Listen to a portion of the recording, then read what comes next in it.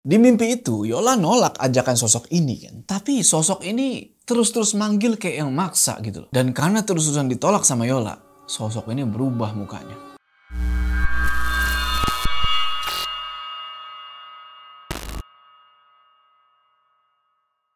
Ya, assalamualaikum teman-teman, balik lagi sama gue Joe. Apa kabar kalian semua? Semoga kalian semua menonton video ini diberikan kesehatan, dilancarkan rezeki, dan selalu dimudahkan urusan-urusannya, dan selalu dilindungi dari segala mara bahaya di dunia ini. Kita akan mencoba membaca lagi nih cerita-cerita horor dari kalian di segmen House Horror ini, dimana kita, ya mungkin cerita kalian bakal bikin gue mengalami hal yang sama. Nah, untuk kesempatan kali ini kita dapat sebuah cerita nih dari seseorang yang kita sebut aja namanya Yola. Yola ini sekolah di salah satu SMA yang ada di Jawa Tengah. Jadi ceritanya di sekolahnya Yola waktu itu lagi ngadain penerimaan tamu ambalan sebagai acara tahunan untuk anak baru atau ya kelas 10 lah. Kelas 10 berarti kelas 1 SMA. Nah, acaranya itu perkemahan, bro. Ya, perkemahan di tempat kemah. Dan diadainnya itu di hari Kamis, Jumat, dan Sabtu. Oke lah, di awal perkemahan itu nggak ada masalah sama sekali. Nggak ada yang janggal ataupun yang aneh. Tapi pas hari keduanya, itu acara perkemahan hancur. Bisa dibilang chaos lah. Berantakan itu acara. Kenapa? Karena nggak tahu apa sebabnya, hampir semua peserta yang ikut di acara perkemahan itu pada kesurupan. Dan nggak berhenti di perkemahan itu aja. Setelah pulang pun, beberapa peserta tuh ada yang diikutin. Nah, jadi pertanyaan, sebenarnya apa sih penyebabnya dan bisakah mereka ini lepas dari yang ngikutin mereka itu? Tonton video ini terus. Udah, kita nggak usah lama-lama lagi, udah siap? Mode horor aktif.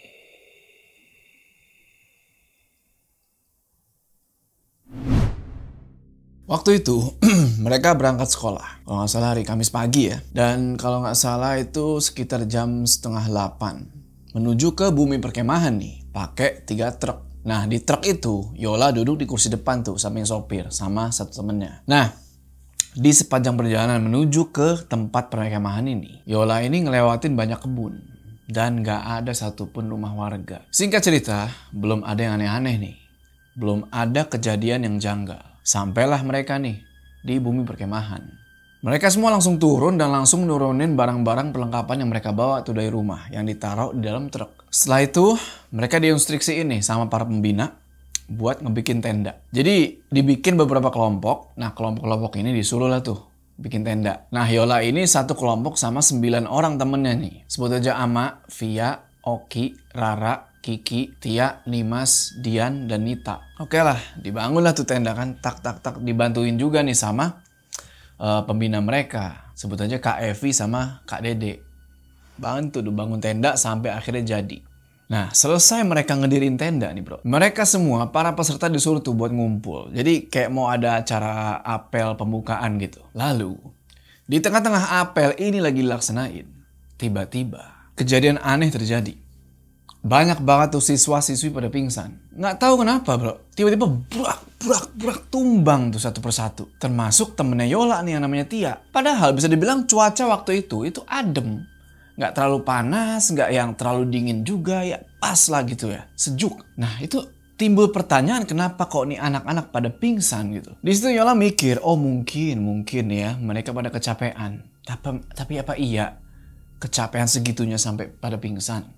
Singkat cerita, mereka nunggu yang pingsan-pingsan itu pada sadar kan. Lagi pada disadar-sadarin tuh, bro. Bangun. Akhirnya mereka semua pada bangun. Dan mereka juga nggak ngerti kenapa kok tiba-tiba bisa pingsan gitu kan. Ya udahlah, akhirnya acara pembukaan itu diselesaikan. Dan mereka semua balik tuh ke tenda masing-masing. Sedangkan si Tia, temennya Yola nih yang pingsan tadi, ngeluh nih. Dia bilang kalau punggungnya itu mendadak berat banget. Padahal nggak bawa apa-apa. Cuma ya si Yola sama teman-teman yang lain nggak mikir yang aneh-aneh lah. Ya udahlah, mungkin kan habis pingsan, masih capek kali. Singkat cerita, masuk sore. Nah, Yola sama beberapa teman dia yang lain itu agak kegerahan nih ceritanya. Karena kan sebelumnya tuh udah ngelewatin beberapa aktivitas. Alhasil mereka mutusin nih buat pergi nyari tempat buat bersih-bersih. Ya mungkin semacam sungai atau apalah. Nah, ditanyalah nih ke pembina kan, di mana nih mau bersih-bersih. Akhirnya dikasih 2 opsi nih.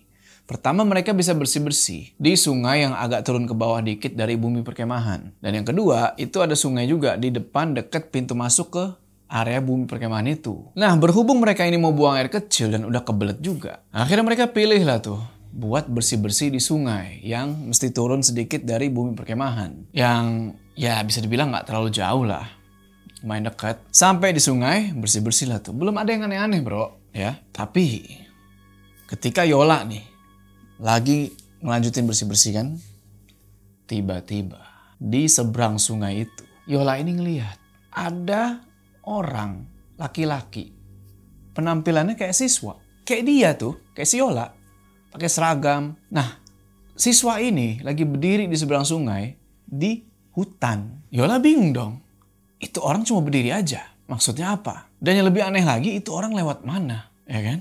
Tapi Yola mikir positif nih. Mungkin itu kakak pendamping kali yang lagi ngawasin. Soalnya ini orang cuma berdiri aja bro, diem ngeliatin ke arah Yola sama yang lain. Yola sempet terpaku tuh ngeliat kan. Sampai akhirnya temen-temen yang lain nih ngebuyarin lamunan dia dan ngajak dia tuh buat balik. Dan kayaknya temen-temennya si Yola ini nggak ngeliat apa yang Yola lihat. Singkat cerita, kelar sholat jamaah di bumi perkemahan itu, sholat maghrib ya waktu itu. Nah, mereka ini ngikutin lagi lah semacam acara ceramah gitu ya, sampai nunggu waktu Isya. Dan alhamdulillahnya waktu itu nggak kejadian apa-apa tuh ya, aman-aman aja ya, mungkin karena habis sholat. Cuma nggak lama kemudian tiba-tiba turun nih hujan. Ya udah, daripada kehujanan, alhasil mereka semua mutusin buat balik ke tenda masing-masing. Malam itu Yola tidur di tenda yang lumayan besar ya, karena kan harus muat 9 orang tuh. Nah, tenda ini pintunya ada 2, pintu depan sama pintu belakang. Nah, Yola ini tidurnya itu deket pintu belakang, yang mana di hadapan pintu belakang itu di bawahnya ada sungai sama pohon-pohon bambu. Nah, di dalam tenda walaupun udah pakai selimut, Yola ini nggak tahu kenapa ngerasa kedinginan banget. Alhasil dia nggak bisa tidur. Nah, pas lagi nggak bisa tidur kayak gitu, Yola ini nggak dengar ada pengumuman pakai toa, yang pada intinya manggilin para kakak pendamping buat ngumpul tuh. Entahlah, mungkin mereka mau pada rapat. Ya udah kan. Nah, sementara Yola masih struggle nih kan, berusaha buat tidur sambil merem gitu kan. Tapi masih sadar gitu ya. Tiba-tiba kok kayak ada yang masuk nih dari pintu belakang. Terus yang masuk ini tidur di sampingnya Yola. Nah, Yola kan nyamping nih bro tidurnya kan, ngebelakangin pintu tenda belakang kan. Kemudian ngerasa nih, ini belakang gua ada orang gitu. Nah, dia mikir, mungkin ini kakak pembina kali yang emang pengen tidur di situ juga. Tapi selang beberapa menit kemudian, dateng nih kakak pendamping, dateng masuk lewat pintu depan, ngebangunin mereka semua tuh yang ada di dalam tenda. Nah, di sini Yola bingung. Terus ini siapa di belakang gua? Pas Yola nengok begini, itu nggak ada siapa-siapa. Kakak pendamping itu nginstruksiin semua peserta itu disuruh pakai atribut lengkap dan ngumpul di depan tenda dalam 10 detik. Ya udah dong, denger begitu mereka langsung tuh pakai atribut, langsung keluar ke depan tenda. Dan untungnya Yola ini masih pakai baju pramuka lengkap tuh, jadi nggak perlu ribet-ribet pakai lagi. Paling cuma pakai jaket aja soalnya dia kedinginan. Dan Yola tahu kalau malam itu bakal ada acara yang namanya jurit malam. Mungkin kalian yang ikut pramuka pasti pernah lah ngalamin ini. Oke lah kan, setelah mereka semua pada baris tuh di depan tenda, mereka dicek-cekin dulu tuh kan, udah rapi belum, udah lengkap belum. Yang kurang tertib atau belum rapi udah pasti dapat hukuman tuh dari kakak pendamping. Dan juga ya namanya lagi bisa dibilang lagi di ospek lah nih ya. Kakak pendamping itu nggak yang lembut-lembut bro. Itu dibentak-bentak, dikasih pertanyaan, kenapa kamu nggak bangun misalnya, kenapa kamu belum rapi, ya pokoknya gitulah buat ngelatih mental kan biasa. Sampai akhirnya beberapa teman Yola tuh ada yang nangis-nangis tuh, mungkin karena takutan kali ya. Ya udahlah, selesai penertiban, mereka semua dikumpulin lagi di tengah-tengah bumi perkemahan itu buat acara merenung, kayak acara mengheningkan cipta gitulah. Dan dari sinilah kejadiannya dimulai. Pas renungan itu dimulai, para peserta tuh pada nangis tuh bro, pada sama beberapa peserta ada juga yang pingsan tuh, nggak tahu kenapa pingsan kan, dan mereka pada diamanin tuh yang pingsan-pingsan ke ruang medis. Nah, acara renungan itu sampai hampir subuh. Dan karena waktu hampir subuh, Yola malam itu izin lah ke kakak pendamping kan buat siap-siap ngambil wudhu nih, pengen sholat subuh. Tadinya Yola ini mau ngajak temennya, tapi temen dia ini yang diajak nggak tahu kenapa nggak mau. Ya udahlah kan, akhirnya Yola sendirian tuh pergi ke sumber air yang ada di depan bumi perkemahan. Dan singkat cerita, setelah si Yola ini wudhu, baliklah nih kan ke tenda. Nah, ketika Yola sampai di depan tenda, tiba-tiba kakak pendamping ada satu nih nyamperin dan nanya pertanyaan yang cukup aneh. Kamu gak apa-apa kan? Gak ada yang aneh-aneh? Bukannya tadi sama temen ya? Temennya mana? Enggak, tadi sendiri. Temennya gak jadi ikut kak.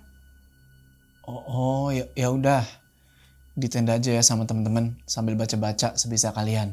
Nggak dengar omongan itu, bingung nih si Yola. Maksudnya apa nih, kan gue berangkat sendiri. Kenapa nih kakak pendamping bilang seakan-akan gue itu sama temen jalannya tadi. Tapi ternyata di situ Yola baru sadar bener kalau suasana di bumi perkemahan itu udah kacau bro. Habis ngambil wudhu, balik ke tenda, di situ udah kacau. Ada yang jerit-jerit, teriak-teriak. Ada yang nangis-nangis, ada yang marah-marah. Pokoknya nggak kondusif lah. Yang Yola tahu, teman-temannya itu pada kesurupan. Dengan kondisi kebingungan dan ngerasa aneh.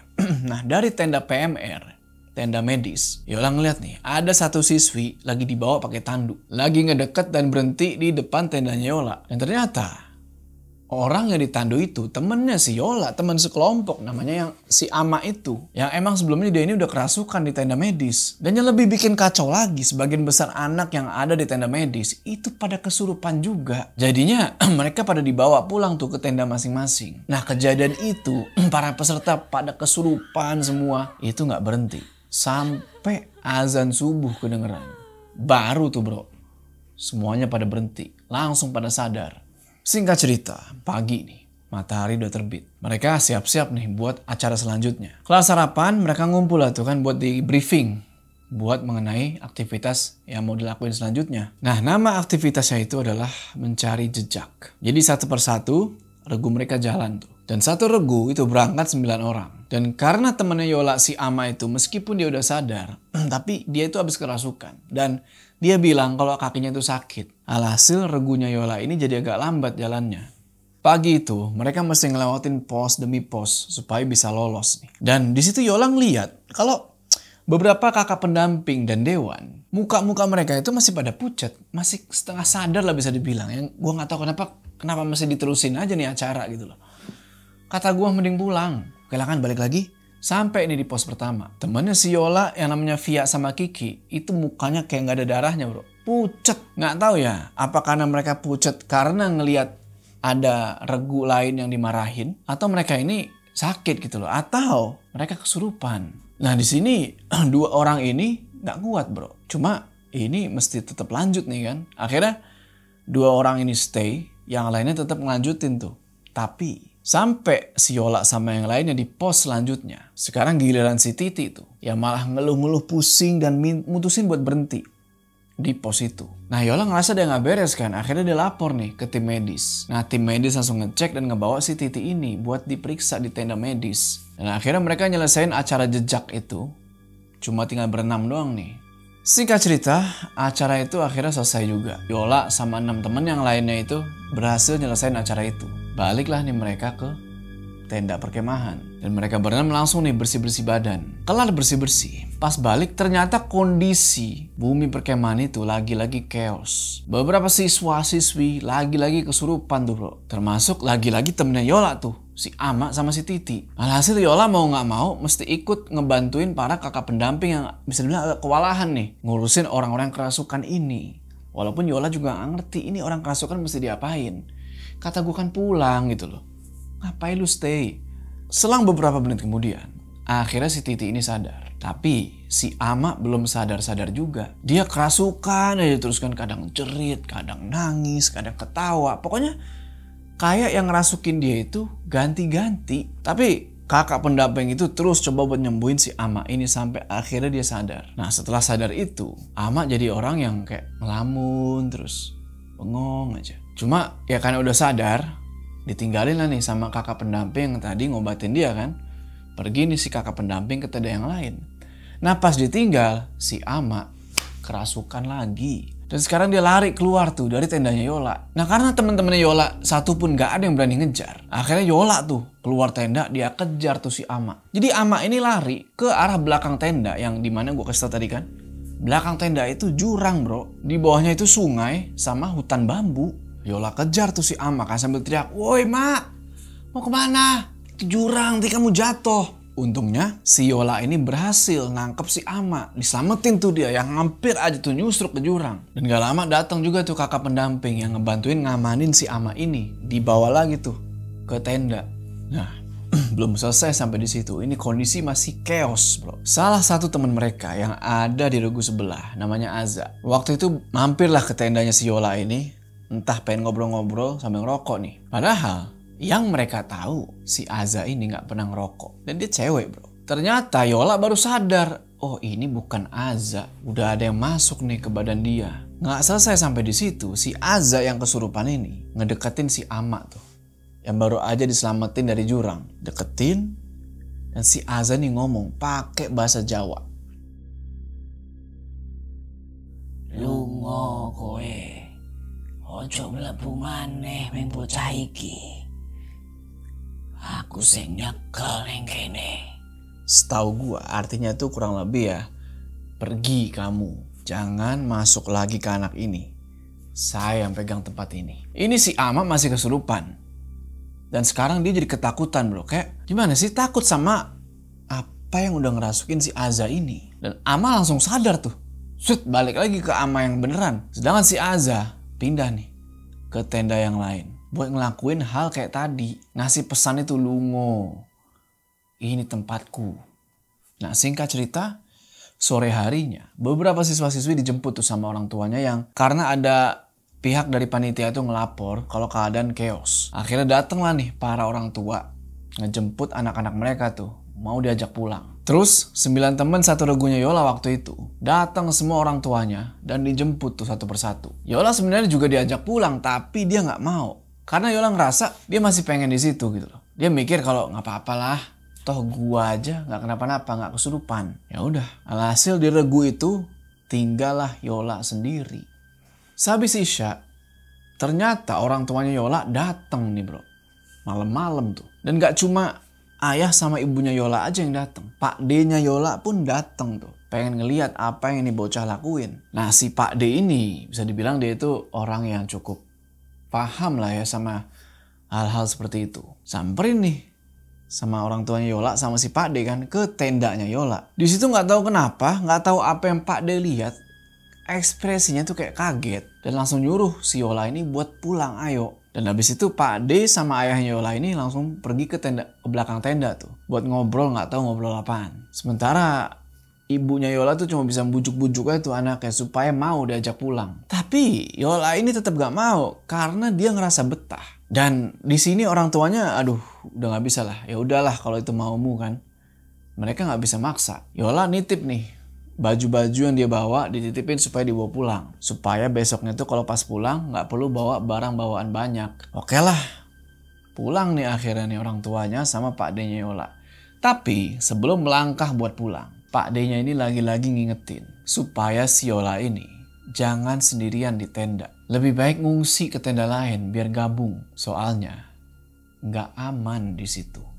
Singkat cerita, abis Isya, Yola ikut acara api unggun nih. Di situ masih aja tuh banyak siswa-siswa pada kerasukan. Tapi nggak tahu kenapa ya. Ini dia pertanyaannya nih. Nggak tahu kenapa acara itu tetap aja dilanjutin. Gila panitianya. Nggak lama tiba-tiba panitia ngasih pengumuman nih, ya kan, dari atas panggung pakai toa. Ngumumin kalau para ketua regu diharapkan ngumpul tuh di depan dan harus pakai pakaian pramuka lengkap. Nah di situ Yola bingung dong. Di regu dia tinggal dia doang. Teman-temannya udah pada cabut. Ditambah dia waktu itu udah pakai baju bebas. Dan baju-baju yang lainnya itu udah disuruh bawa sama orang tuanya. Bingung lah di situ kan. Cuma nggak lama datang nih satu temen cowoknya Yola yang ada di regu lain. Jalan tuh di depan tenda. Dan dia kesurupan. Mau nggak mau Yola ikut nolongin lah tuh kan. Kebawa nih orang ke tenda dia asalnya. Disembuhin lah nih orang kan. Pada akhirnya sembuh gitu. Cuma Ya tatapannya kosong aja kayak orang PA. Lalu karena acara api unggun itu mau dimulai dan semua yang di situ udah pada nyalain api unggun, Yola dimintain tolong lah nih karena Yola nggak pakai pakaian pramuka. Dia ditugasin buat stay ngejaga temen tadi tuh yang kesurupan. Malam itu Yola nggak sendirian ngejaga temen yang kesurupan itu. Ada temen dia tuh, sebut aja namanya Lia, dan ada juga kakak pendamping namanya si Alif. Dan si Alif ini aduh kesurupan mulu. Nah di situ Yola sama Lia berusaha buat menghibur nih temennya yang tadi kesurupan, ya kan? Yang masih kosong aja tuh pandangannya. Nah, bener aja yang gue bilang tadi kan. Kakak pendamping ini si Alif tiba-tiba ketawa-ketawa sendiri, cabut dia dari tenda. Yola sama Lia sontak kaget tuh. Terus gercep lah tuh mereka berdua ngelapor ke kakak pendamping yang lain. Alhasil itu si Mas Alif yang ketawa-ketawa sambil jalan cepet tuh langsung dikejar tuh sama yang lainnya buat diamanin nih orang. Dan pas dicek ternyata bener. Ini bocah emang kesurupan. Selesai acara api unggun, orang-orang di situ ngerencanain kalau bakal ada acara pentas seni. Ini apa sih acara nih? Orang pada kesurupan, masih aja ada acara-acara lain. Pulang gue bilang. Dan acara pentas seni ini pun gagal. Karena ya semakin malam acara semakin gak kondusif. Bahkan lebih gak kondusif daripada malam pertama. Di sini udah bener-bener kerasukan massal parah. Kayak nular gitu satu sama yang lainnya. Satu kesurupan, sebelahnya kesurupan lagi, sebelahnya kesurupan lagi. Wah pokoknya suasana waktu itu ada yang jerit-jerit. Ada yang nangis-nangis, ketawa-ketawa. Terus ada yang lagi ngebacain Al-Quran. Wah pokoknya. Nah karena udah kayak gitu, akhirnya panitia ngeluarin pengumuman nih. Yang dimana dia nginstruksiin pakai toa nih. Buat semua manusia yang ada di bumi perkemahan. Beresin barang-barang. Soalnya bakal ada evakuasi nih. Mereka harus dibawa keluar dari bumi perkemahan itu. Nah akhirnya dihubungin lah truk tuh kan. Truk dihubungin dan datang itu sekitar jam 11. Jam 11 truknya datang. Udah loh diangkut tuh semua peserta pulang. Ternyata belum selesai bro. Keluar dari bumi perkemahan itu belum selesai.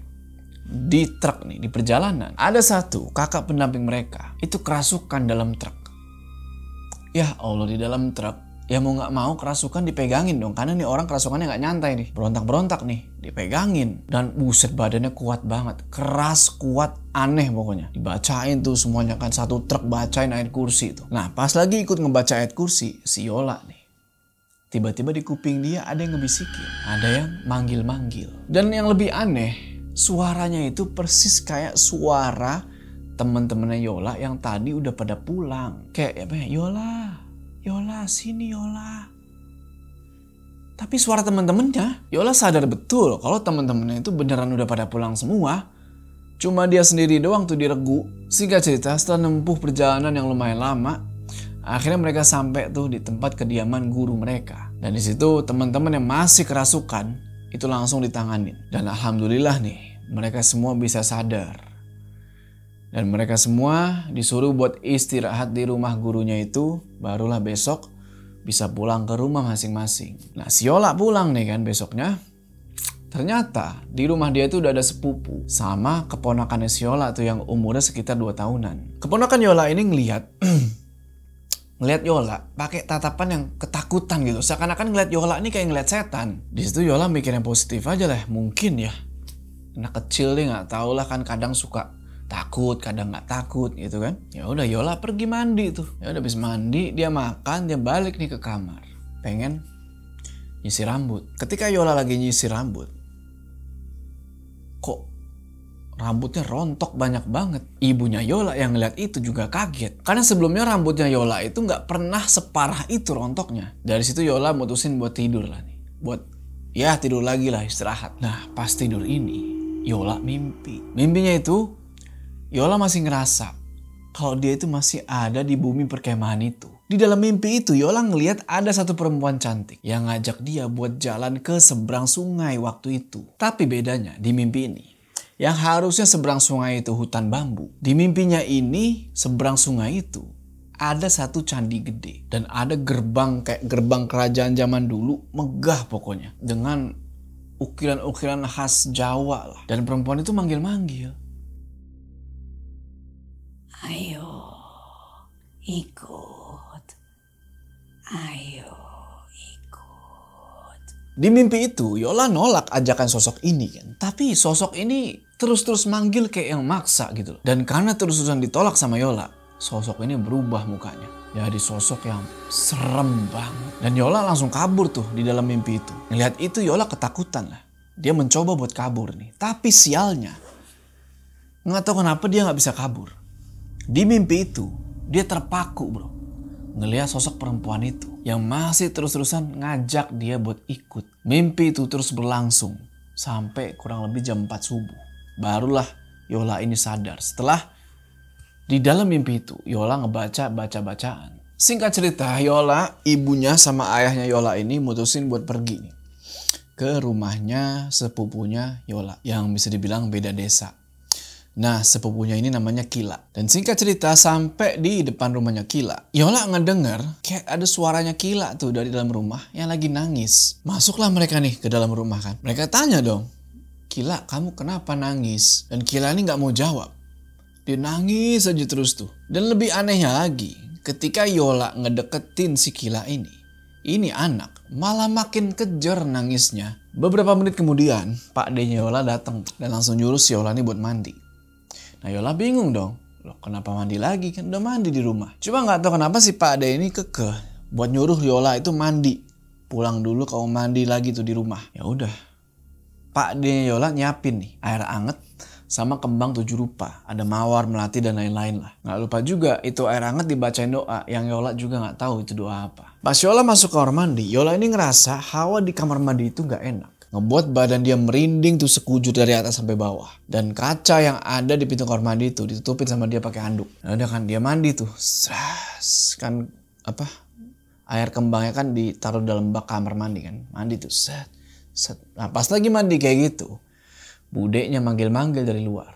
No kan kayak panggilan nak gitu ya buat yang lebih muda gitu. No, masih mandi? Jawablah sama si Yola kan. Iya bude masih. Di situ Yola mempercepat mandi dia tuh. Karena dia ngerasa kalau hawa di kamar mandi itu makin lama makin gak enak. Nah kelar mandi, dia ganti baju lah kan tuh. Dan pas keluar, kok di rumah Pak D-nya itu, yang tempat dia mandi, itu udah gak ada orang. Dia panggil dong, Bude, Pak D. Gak ada jawaban. Dalam hati dia mikir dong, tadi masih ada Bude perasaan. Mungkin udah pergi tuh ke rumah sepupunya si Kila. Ya udah, sudah siap-siap, pergilah nih Yola balik lagi tuh ke tempatnya si Kila. Dan bener aja, Pak D sama Bude ada di sana. Nah jadi emang rumahnya Pak D sama Bude ini deketan sama rumah sepupunya si Yola ini ya kan. Cuma bikin aneh adalah begini. Bude, barusan habis nanya aku masih mandi atau enggak, langsung ke sini tah. Kok aku keluar kamar mandi udah gak ada orang? Bude kesini setelah nyiapin air buat kamu mandi tadi. Sebelum Pak D kesini, Bude udah kesini duluan. Loh, tadi kan pas aku mandi, Bude nanya ke aku. Belum sempet si Bude jawab, Pak D langsung motong situ. Udah minum dulu tehnya, minum. Nah Yola bingung tuh sama apa yang baru dialamin nih. Kalau itu bukan Bude, terus itu siapa? Ya udahlah, buat nenangin diri, Yola minum tuh teh hangatnya kan. Habis minum teh itu, Yola ngerasa nih kalau badannya jadi seger, jadi enteng. Dan si Kila juga sekarang udah gak nangis tuh pas deketin sama Yola. Jadi Kila ini masih kecil bro. Nah dari situ mereka ngobrol-ngobrol lah tuh. Dan Pak D cerita kenapa waktu itu beliau itu gak ngebolehin si Yola itu sendirian dalam tenda. Dan nyuruh dia buat gabung ke tenda yang lain. Jadi Pak D-nya itu bilang kalau di depan tenda yang ditempatin sama Yola ini, itu di belakang sama depannya itu pasar mereka, pasar setan. Singkat cerita, besok harinya di hari Senin, Yola berangkat sekolah tuh kayak biasa. Dan gak tahu kenapa di sekolah waktu itu gak ngadain upacara nih. Nah, karena jam pelajaran Yola kosong, Yola sama teman sekelasnya pergilah nih ke kantin kan buat ya cerita-cerita lah tuh tentang perkemahan kemarin. Nah, pas lagi asik-asik cerita gitu, tiba-tiba Yola ini ngeliat ada kakak kelas dia.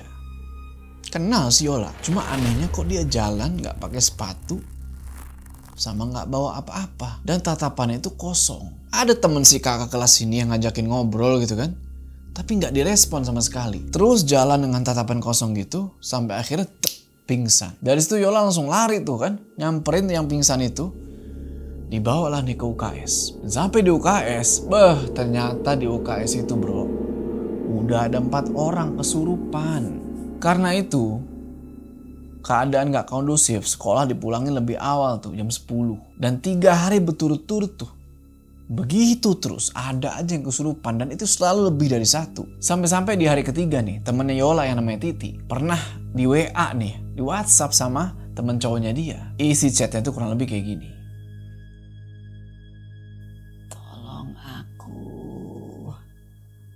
Aku kenapa ditinggal sendiri di sini?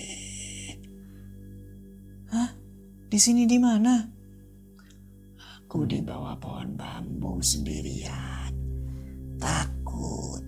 Tolong aku. Besok harinya, dikonfirm lah nih kan, di cross check, dia ketemuan lah nih sama temen cowoknya ini. Tanyain lah perihal chat itu. Tapi yang aneh di situ si cowok ini bersikeras kalau dia nggak pernah ngirimin WA kayak gitu. Kalau bukan dia terus siapa yang ngirim? Di hari kelima yaitu hari Jumat, sebelum acara pramuka dimulai di sekolah itu, Yola pergi tuh ke kantin sama teman-temannya. Nah mereka di situ balik lagi tuh ngobrolin lagi soal kejanggalan-kejanggalan yang terjadi di perkemahan itu. Dan ternyata ada satu temennya Yola nih namanya Rian, dikasih unjuk foto nih pas acara api unggun. Yang mana di foto itu ada sosok pocong berdiri di sebelah dia. Dan dari situ tiba-tiba teman mereka namanya Yusron kesurupan. Dikasih unjuk foto itu, si Yusron ini kesurupan. Tapi untungnya ada kakak kelas yang bisa menangani lah nih. Akhirnya Yusron berhasil nih buat disadarin lagi. Dan gara-gara ada kesurupan lagi di sekolah itu, sekolah ini jadi pulang lagi lebih awal. Nah usut punya usut, setelah semuanya udah balik normal, di sekolah itu udah gak ada yang kesurupan lagi. Katanya penyebab kesurupan massal ini itu karena sebelum dimulainya acara, para panitia itu nggak ngelakuin doa bersama. Padahal doa bersama itu udah jadi rutinitas sebelum memulai kegiatan perkemahan. Dari tahun bertahun itu nggak pernah berubah. Sampai tahun ini nggak tahu kenapa mereka nggak baca doa. Oke teman-teman, itulah tadi cerita tentang kesurupan massal di sebuah bumi perkemahan. Apa kalian juga pernah mengalaminya? Kesurupan atau menyaksikan orang kesurupan, teman kalian sendiri kesurupan ketika lagi kemah? Tulis pendapat kalian di kolom komentar. Oke, sebelum kita berpisah, jangan lupa kalian like video ini, dan bagi yang belum subscribe, ayo subscribe sana ke channel ini supaya kalian gak ketinggalan cerita horor selanjutnya gue, Jo. Sampai ketemu di cerita selanjutnya. Psh.